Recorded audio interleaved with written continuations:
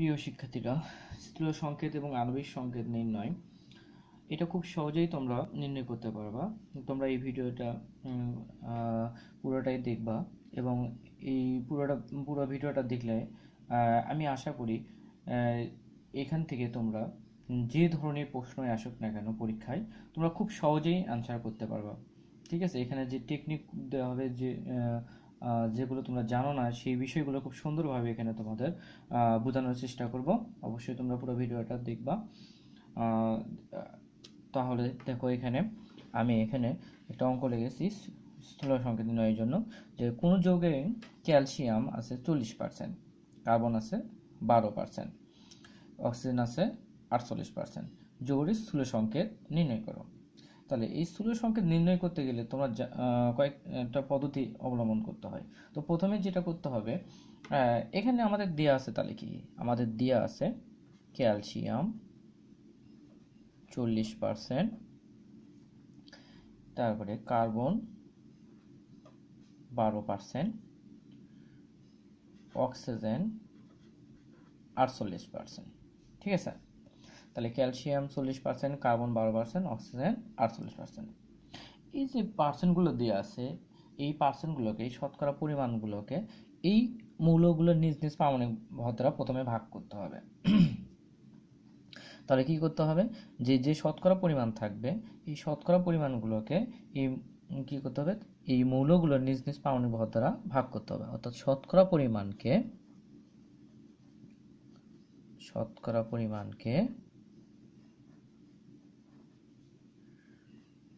মৌলগুলির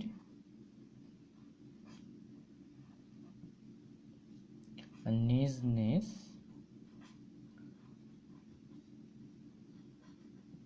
নিজ পারমাণবিক ভর দ্বারা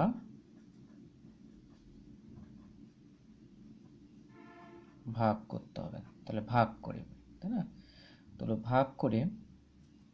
ভাগ করে দেখো, ক্যালসিয়াম 40, ক্যালসিয়াম আমরা ভর জানি, পারমাণবিক ভর জানি 40, 1। তারপরে আসো কার্বন 12, কার্বনের পারমাণবিক ভর আমরা জানি কত, 12, তাহলে কত হবে 1। অক্সিজেন 48% দেওয়া আছে, আমরা অক্সিজেনের পারমাণবিক ভর জানি 16, তাহলে 16কে 16 3 16 48, তাহলে আমরা এটা পাই। এখন আসো প্রাপ্ত ভাগফলগুলিকে, তাহলে এটা প্রথম ধাপ হচ্ছে এটা, যে শতকরা পরিমাণ দেওয়া থাকবে সেই শতকরা পরিমাণকে মৌলগুলো নিজ নিজ পারমাণবিক ভর দ্বারা ভাগ করবে। ভাগ করার পর আমরা এই ভাগফল পাইলাম। এই ভাগফলগুলির মধ্যে আবার যেটা ক্ষুদ্রতম, ওরা এখানে আমরা দুটো একই পাইছি, একটা ভিন্ন পাইছি, অর্থাৎ তিনটাও ভিন্ন ভিন্ন হলো। যেটা ক্ষুদ্র তাহলে এই তিনটার মধ্যে ক্ষুদ্র কোনটা, 1। তাহলে যেটা ক্ষুদ্র সেটা দিয়ে আবার সবগুলোকে ভাগ করতে হবে, অর্থাৎ ক্ষুদ্রতম ভাগফল দ্বারা ভাগফলগুলিকে ভাগ করে পাই। ক্ষুদ্রতম সংখ্যা দ্বারা ভাগফলগুলিকে ভাগ করে পাই। তাহলে ভাগ করে যদি আমরা, তাহলে কি পাবো দেখো, ক্যালসিয়ামের ক্ষেত্রে 1 পাইছি, 1কে 1 দ্বারা ভাগ করলে 1 পাওয়া যায়। আবার কার্বনের ক্ষেত্রে 1কে 1 দ্বারা ভাগ করলে 1 পাওয়া যায়, এবং অক্সিজেনের ক্ষেত্রে 3কে 1 দ্বারা ভাগ করলে 3 পাওয়া যায়। অর্থাৎ যা ছিল তাই পাওয়া যাচ্ছে, সমস্যা নেই। অন্যগুলোর ক্ষেত্রে কিন্তু আবার ভিন্ন ভিন্ন পাবা, যাই হোক এটির ক্ষেত্রে তোমরা একই পাইছো। এখন এসো আমরা লিখব, অতএব যৌগটি স্থূল সংকেত, আমরা মোটামুটি একটা অনুপাত কিন্তু পেয়েছি। তাহলে কি দেখো, calcium is to carbon is to oxygen, একটা অনুপাত, কি অনুপাত, 1:1:3, এই অনুপাতটা পেয়েছি। তো সেই অনুসারে আমরা যদি এখানে লিখি, এখন দেখো ক্যালসিয়াম কয়টা, একটা, কার্বন কয়টা, একটা, অক্সিজেন কয়টা, 3টা। তাহলে আমরা কি পাইলাম, এটা এই যৌগটার নাম কি, ক্যালসিয়াম কার্বনেট। যৌগটার নাম হচ্ছে ক্যালসিয়াম কার্বনেট। Calcium carbonate. তাহলে খুব সহজেই তোমরা দেখো এখানে স্থূল সংকেতটা নির্ণয় করতে পারো। তাহলে দুইটা জিনিস তোমাদের মনে রাখতে হবে যে শতকরা পরিমাণকে প্রথমে তাদের নিজ নিজ পারমাণবিক ভর দ্বারা ভাগ করতে হবে। তারপরে কি করতে হবে, যে সংখ্যাগুলো পাবা তোমরা, যে ভাগফলগুলো পাবা, সেই ভাগফলগুলির মধ্যে যেটা ক্ষুদ্রতম সেটাতে আবার পুনরায় সবগুলিকে ভাগ করতে হবে। সেটা দ্বারা আমরা 1 ছিল তাকে আমরা ভাগ করছি, ভাগ করার পরে যে আমরা যেটা পাইলাম এটা মূলত অনুপাত হিসেবে পাই। ঠিক আছে, এই অনুপাতটাই হচ্ছে স্থূল সংকেত আসবে। ক্যালসিয়াম একটা পাইছি, একটা লিখছি, কার্বন একটা পাইছি, একটা। যদি ক্যালসিয়াম এখানে দুইটা পাইতাম তাহলে আমি ক্যালসিয়াম 2 লিখতাম, কার্বন যদি এখানে দুইটা পাইতাম C2 লিখতাম, অক্সিজেন এখানে 3টা পাইছি তাহলে O3 লিখছি। ঠিক আছে, তাহলে এইরকম অনুপাত।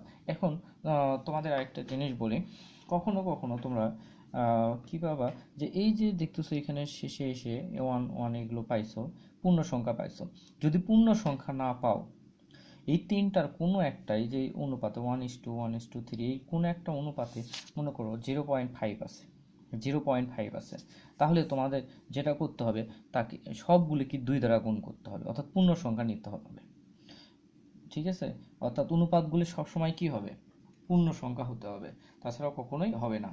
আমি বোঝাতে চাচ্ছি এইরকম, মনে করো যে এখানে কার্বন এসেছে 0.5, 1 এসে 0.5 এসেছে, তাহলে কি করতে হবে, সবগুলোকে 2 দ্বারা গুণ করতে হবে। অর্থাৎ 2 দ্বারা গুণ করলে এখানে 2, এখানে তাহলে 2 দ্বারা এটাকে গুণ করলে যেটা হবে সেটা, আবার এখানে বুঝতে পারছো কি, সবগুলোকে 2 দ্বারা গুণ করতে হবে, অর্থাৎ 0.5 আসলে।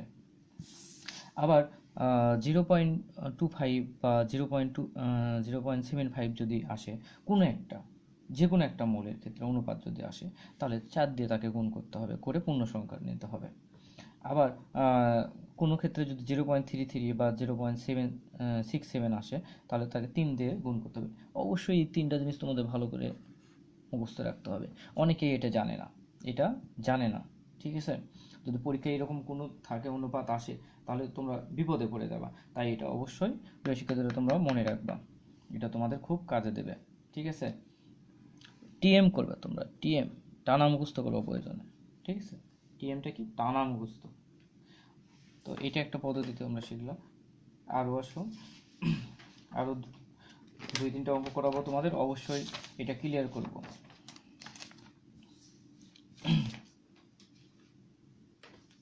এখন তো আরেকটা অঙ্ক দিয়েছি আমি তোমাদের, একটি যৌগের আণবিক ভর এত, যৌগটিতে 60% কার্বন, এত পার্সেন্ট অক্সিজেন ও অবশিষ্ট হাইড্রোজেন রয়েছে, যৌগটির আণবিক সংকেত নির্ণয় করো। আচ্ছা, আগের অঙ্কে আমি দেখলাম যে স্থূল সংকেত আমরা নির্ণয় করেছি, ওই যৌগে কিন্তু আণবিক ভর দেওয়া ছিল না। আণবিক ভর যদি দেওয়া না থাকে তাহলে কখনোই আণবিক সংকেত নির্ণয় করতে তোমাকে বলা হবে না, কারণ আণবিক সংকেত নির্ণয় করতে গেলে অবশ্যই আণবিক ভরের দরকার হবে। ঠিক আছে, তাহলে আণবিক সংকেত নির্ণয়ের অন্যতম সত্য কি, অবশ্যই আণবিক ভর থাকতে হবে, তাছাড়া আণবিক সংকেত নির্ণয় করা যাবে না। তাহলে এখানে দেখো যৌগে আণবিক ভর দেওয়া আছে, আণবিক সংকেত নির্ণয় করতে বলছে, আমরা খুব সহজেই করতে পারবো।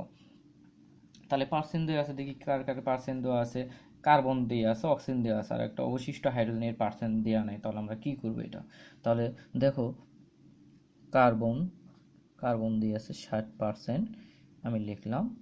তার উপরে দিয়ে আছে অক্সিজেন দিয়ে আছে 26.67। আবার তোমরা অনেক সময় কি করো, O2 লেখো, এটা কখনোই লেখা যাবে না, এখানে সবগুলো মৌল হিসেবে লিখতেছো তোমরা এগুলো। অক্সিজেন একটা মৌল, কার্বন একটা মৌল, যখন O2 লিখবা তখন কিন্তু অণু হয়ে যাবে। ঠিক আছে, ওটা লেখা যাবে না। আচ্ছা, অক্সিজেন এত পার্সেন্ট আমরা পাইলাম, কিন্তু হাইড্রোজেনের পার্সেন্ট দেওয়া নেই, তাহলে কি করব, বের করতে কি আমরা পারবো না, অবশ্যই পারবো। দেখো হাইড্রোজেন, সেক্ষেত্রে কী হবে, হাইড্রোজেনের শতকরা পরিমাণ, আমরা জানি যে কোনো যৌগের মৌলগুলির শতকরা পরিমাণ করে যোগ করি তাহলে 100 হয়, 100 কম বা বেশি হবে না, 100ই হবে। ঠিক আছে, তাহলে আমরা টোটাল জানি, তা 100 থেকে বাদ দাও, 100 থেকে কী বাদ দেবো, এই দুটো যোগ করে বাদ দিয়ে যেটা পাবো সেটাই হাইড্রোজেন হবে। খুব সহজ, দেখো 60 যোগ 26.67 এইটা, তাহলে এখান থেকে আমরা যে পার্সেন্ট পাবো সেটাই হবে। তাহলে পার্সেন্ট কত পাবো, দেখো আমরা পাবো হচ্ছে 100 বিয়োগ এটা যদি আমরা করি তাহলে পাবো 13.33%। ঠিক আছে, তাহলে আমরা এটা পাইলাম। তাহলে কার্বন পাইলাম, অক্সিজেন পাইলাম, হাইড্রোজেন পাইলাম, এই তিনটা। আর আণবিক সংকেত নির্ণয় করতে গেলে অবশ্যই আগে তোমার স্থূল সংকেত নির্ণয় করে যেতে হবে। ঠিক আছে, অর্থাৎ আমরা স্থূল সংকেত নিয়ম জেনে গেছি যে কীভাবে করতে হবে। যেখানে পার্সেন্ট আছে তাহলে এই শতকরা পরিমাণগুলোকে তাদের পাউন্ড ভর দ্বারা ভাগ করব। তাহলে কার্বন শতকরা পরিমাণ 60, একে তার পাউনিক ভর কত 12, যদি আমরা ভাগ করি তাহলে কত পাবো, যদি আমরা ভাগ করি তাহলে পাবো 5 12 60। এবার আসো আছে অক্সিজেন, অক্সিজেনের শতকরা পরিমাণ 26.67। আচ্ছা, এর পারমাণবিক ভর 16, যদি আমরা ভাগ করি তাহলে পাবো 1.67। এবার আসো হাইড্রোজেন, হাইড্রোজেন কতটি আছে 13.33, যদি আমরা পারমাণবিক ভর দ্বারা ভাগ করি পারমাণবিক ভর 1, তাহলে কত পাবো 13.33। ঠিক আছে, আমরা এটা পাইলাম যে তাদের নিজ নিজ পারমাণবিক ভর দ্বারা ভাগ করে পাইলাম। এখন আমাদের কি করতে হবে, এই তিনটার মধ্যে কোনটা ক্ষুদ্রতম সেটা দেখতে হবে। এই তিনটার মধ্যে আমরা ক্ষুদ্রতম দেখতে পাচ্ছি 1.67। তাহলে 1.67 দ্বারা এই তিনটা মূলের এই ভাগফলগুলোকে আবার ভাগ করতে হবে। তাহলে দেখো ভাগ করো, 5 ভাগ 1.67, 1.67, তাহলে আমরা কত পাবো, ভাগ করলে আমরা পাই হচ্ছে 3। ঠিক আছে, আচ্ছা, তারপর অক্সিজেন, অক্সিজেন কত 1.67, একে যদি আমরা ভাগ করি ক্ষুদ্রতম সংখ্যা তাহলে 1 পাওয়া যায়। হাইড্রোজেন, হাইড্রোজেন 13.33, একে যদি আমরা 1.67 দ্বারা ভাগ করি তাহলে পাওয়া যাবে 8। তাহলে আমরা এখানে ক্ষুদ্রতম সংখ্যা দ্বারা তিনটাকে ভাগ করলাম, তাহলে আমরা অনুপাত পাচ্ছি দেখো কত 3:2, অর্থাৎ কার্বন, অক্সিজেন, তারপর হচ্ছে হাইড্রোজেন, তাই না? কার্বন, অক্সিজেন, হাইড্রোজেন এই তিনটা নিয়ে আমাদের এই যৌগটা গঠিত। তো আমরা যদি এখন যৌগটির লিখি, স্থূল সংকেত লিখে, অতএব যৌগটির স্থূল সংকেত, যৌগটির স্থূল সংকেত, যৌগটির স্থূল সংকেত। তাই এখন স্যার এখানে কার্বন, অক্সিজেন, হাইড্রোজেন এই স্থূল সংকেতটা লিখবো কিভাবে, তাই না? কথা তো এইরকম। তো তোমরা মনে রাখবে কার্বন, হাইড্রোজেন, অর্থাৎ হাইড্রোকার্বনটা আগে রাখো তোমরা, কার্বন, হাইড্রোজেন, কার্বন হাইড্রোজেন অবশ্যই আগে রাখবা, অক্সিজেনটা সবসময় পরে নিয়ে যাবে তোমরা। তাহলে কার্বন কয়টা 3টা, হাইড্রোজেন কয়টা 1টা, অক্সিজেন কয়টা, অক্সিজেন হচ্ছে তোমার 8টা। ঠিক আছে, এটা যেন তোমরা এটা মনে রাখবা তোমরা।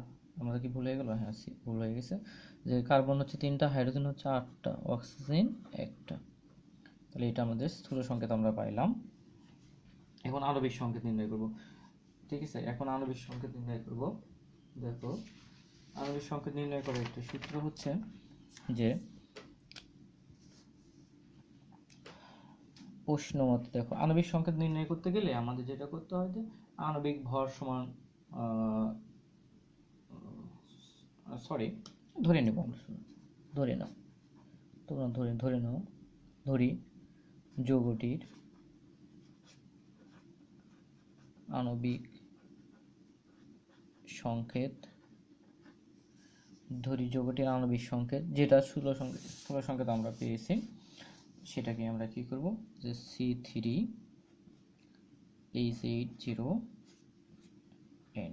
ঠিক আছে, এটা আমরা ধরে নিলাম যে এটা আমাদের স্থূল সংকেত হবে, কারণ আমরা স্থূল সংকেত ক্ষুদ্রতম অনুপাত জানি, আর আণবিক সংকেত দ্বারা কি জানা যায়, যে সঠিক অনুপাত জানা যায়।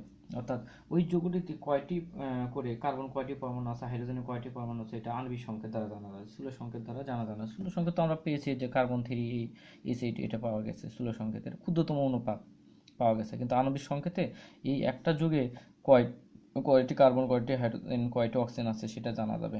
এটা তাহলে এন দ্বারা এখানে কি পরমাণুর সংখ্যা বোঝাচ্ছে, অর্থাৎ কার্বন কয়টা, হাইড্রোজেন কয়টা, অক্সিজেন কয়টা, এটা জানাচ্ছে।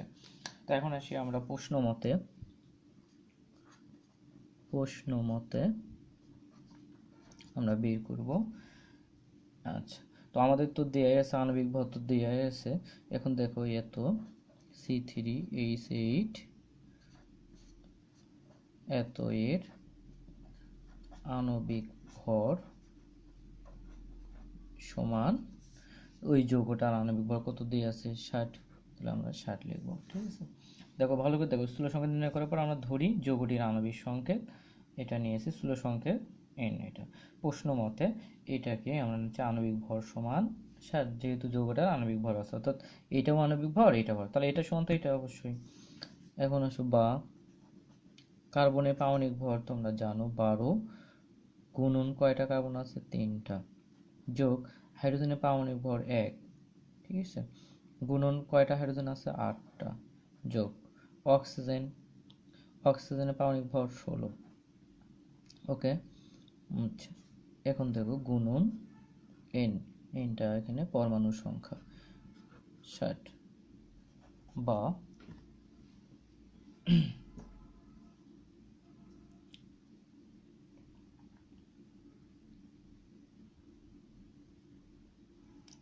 আচ্ছা বা আমরা করি 3 12 36 8 16 গুণন n সমান সমান 60। আচ্ছা যৌগটি এখন দেখো কত আসে, তাহলে 6 8 14 4 14 আর 6 বিশেষ শূন্য, হাত থেকে 2 2 রেখে 3 3 6। আচ্ছা তাহলে 60 n বা n সমান 60/60, অতএব n সমান আমরা কত পেলাম 1। ঠিক আছে, n সমান আমরা পাচ্ছি 1।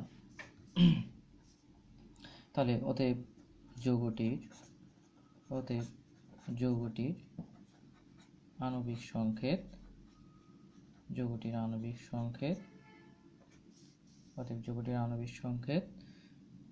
C3H8 0, n এর মান যেটা আসবে সেটা এখানে লিখবা, 1 আসুক 2 আসুক যেটা আসে সেটাই লিখতে হবে। তাহলে C3H8 0। তো কোনো যৌগের স্থূল সংকেত এবং আণবিক সংকেত একই হয়ে থাকে, এই যৌগটারও ঠিক একই হয়েছে, স্থূল সংকেতও যা আণবিক সংকেতও তাই, এই জন্য এটা হয়েছে। যদি এখানে আমাদের এর মান 2 পাইতাম তাহলে 2 দিয়ে এখানে গুণ করে দেওয়া লাগতো, অর্থাৎ 2 এখানে থাকলে তাহলে 6 হতো, এটা 16 হতো, এটা 2 হয়ে যেত। ঠিক আছে, তো আমরা দেখলাম খুব সহজেই আমরা স্থূল সংকেত এবং আণবিক সংকেত নির্ণয় করলাম। আরেকটা অঙ্ক আছে যেটা তোমাদের অবশ্যই বুঝতে হবে, কারণ এটা শতকরা পরিমাণ দেওয়া ছিল, তাই এটা আমরা এইভাবে করছি। যদি আমাদের দেয়া থাকে ভর দেয়া থাকে তাহলে তোমরা কি করবা, যদি ভর দেয়া থাকে তাহলে কি করবা, দেখো এখানে দেখো যে এখানে দেখো লিখছি আমি 180 আণবিক ভর বিশিষ্ট একটি যৌগের। আচ্ছা তোমাদের আরেকটা জিনিস বলে দিই, এই অঙ্কতে তোমাদের এখানে আণবিক ভর না থেকে অনেক অঙ্কে থাকে বাষ্প ঘনত্ব দেয়া থাকে, এখানে কি দেয়া থাকে বাষ্প ঘনত্ব, আণবিক ভর না থেকে দেয়া থাকে বাষ্প ঘনত্ব 30। ঠিক আছে, তো তোমাদের আগেই বলা হয়েছে যে তোমরা হয়তো জানো যে আণবিক ভর দেয়া থাকলে আণবিক সংকেতটা নির্ণয় করা যায়, তুমি সেটা শিখেছো, কিন্তু দেয়া আছে বাষ্প ঘনত্ব, তোমাকে বলছে আণবিক সংকেত নির্ণয় করো, তাহলে তুমি কি করবা, তাহলে তোমাকে যেটা করতে হবে এই পুরো অঙ্কই তুমি সেমভাবে করে আসবা, অর্থাৎ প্রথমে স্থূল সংকেত নির্ণয় করবা, তারপরে আণবিক সংকেত এসে এখানে ঠিক এইভাবে করবা তোমরা, করার পরে এখানে যখন এটা এসে লিখবা আণবিক ভর, এখানে দেখো 60 লিখছি, তো তোমরা এখানে যেটা করবা লিখবা বাষ্প ঘনত্ব গুণন 2, অর্থাৎ বাষ্প ঘনত্বকে 2 দ্বারা গুণ করলে আণবিক ভর পাওয়া যায়, তাহলে বাষ্প ঘনত্বকে 2 দ্বারা গুণ করলে কি পাওয়া যায় আণবিক ভর পাওয়া যায়, অর্থাৎ আণবিক ভর সমান বাষ্প ঘনত্ব গুণন 2। ঠিক আছে, এটা তোমরা মনে রাখবা, তাহলে বাষ্প ঘনত্বকে 2 দ্বারা গুণ করলে আণবিক ভর পাওয়া যায়, তাহলে আর তোমাদের এটা নিয়ে আর চিন্তা ভাবনা করা লাগবে না। এখন দেখো যদি এই টাইপের অঙ্ক থাকে যে 180 আণবিক ভর বিশিষ্ট একটি যৌগের 6.675 গ্রাম বিশ্লেষণ করে 0.045 গ্রাম হাইড্রোজেন, তারপরে 2.7 গ্রাম কার্বন এবং এত গ্রাম অক্সিজেন পাওয়া যায়, যৌগটির আণবিক সংকেত নির্ণয় করো। ঠিক আছে, আগেকারগুলো ছিল শতকরা পরিমাণ দেওয়া, কিন্তু এখানে শতকরা পরিমাণ দেওয়া নেই, এখানে ভর দেওয়া আছে। তো আমরা দেখতেছি যে এই যে এইটা দেওয়া আছে 6.75 গ্রাম বিশ্লেষণ করে এত এত পাওয়া গেল, এই অঙ্কটায় এক একজনে এক এক নিয়মে করে থাকে। কেউ শতকরা পরিমাণ বের করে এখান থেকে বের করে অঙ্ক স্থূল সংকেত আণবিক সংকেত নির্ণয় করে, আবার কেউ ডাইরেক্টলি ভর থেকেও করবে। তো আমি দেখো ভর থেকে করে দিচ্ছি, কারণ শতকরা পরিমাণ বের করতে গেলে অঙ্কটা অনেক বড় হয়ে যায়, আর যদি ভর দিয়ে করো তাহলে এত লাগে না। যেমন দেখো হাইড্রোজেন দেওয়া আছে, হাইড্রোজেন 0.45 গ্রাম হাইড্রোজেন দেওয়া আছে। তারপরে দেওয়া আছে কার্বন, কার্বন দেওয়া আছে তোমার 2.7 গ্রাম। আচ্ছা, অক্সিজেন দেওয়া আছে 3.6 গ্রাম। ওকে, এখন যে ভরগুলো দেওয়া আছে আগেকার নিয়ম শতকরা পরিমাণ যেভাবে করছো ঠিক এটাও ঠিক একইভাবে করবা।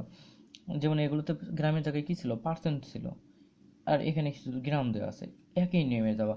এই ভর তাহলে এখানে আমরা কি লিখব, যে ভরটা দেওয়া আছে এই ভরের জন্য আমরা লিখব যে যৌগ সময়ের পরিমাণকে বা সরি মৌল সময়ের পরিমাণকে, মৌল সমূহের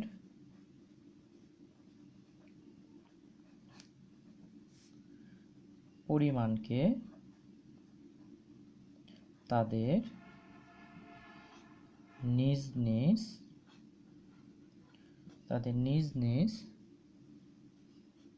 পারমাণবিক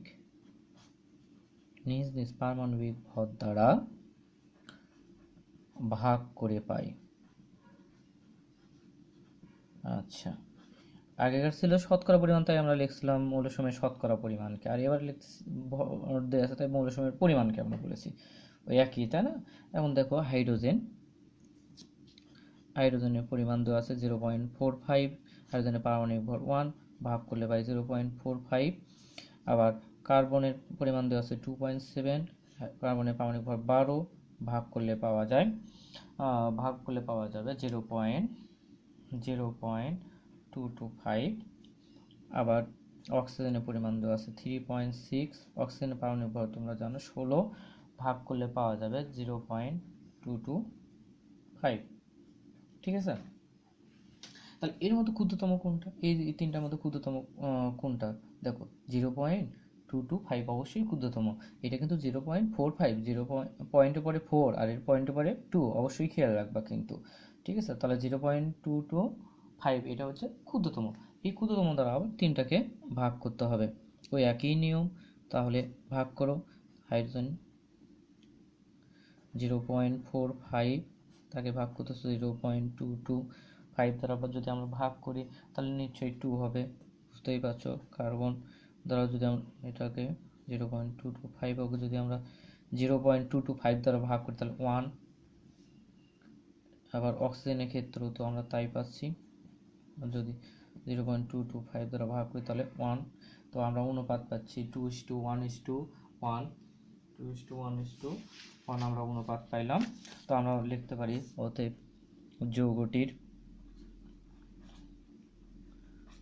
যৌগটির স্থূল সংকেত,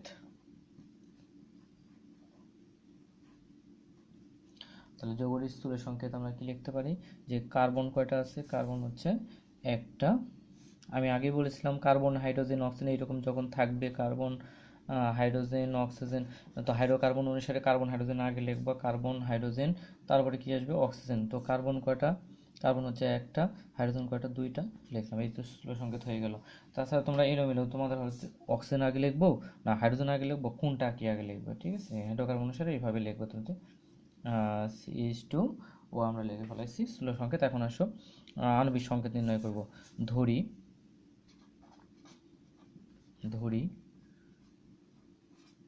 যৌগটির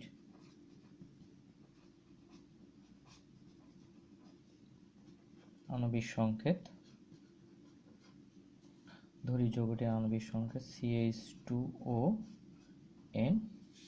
এখন প্রশ্ন মতে আমরা লিখব, CH2 এত এর আণবিক ভর,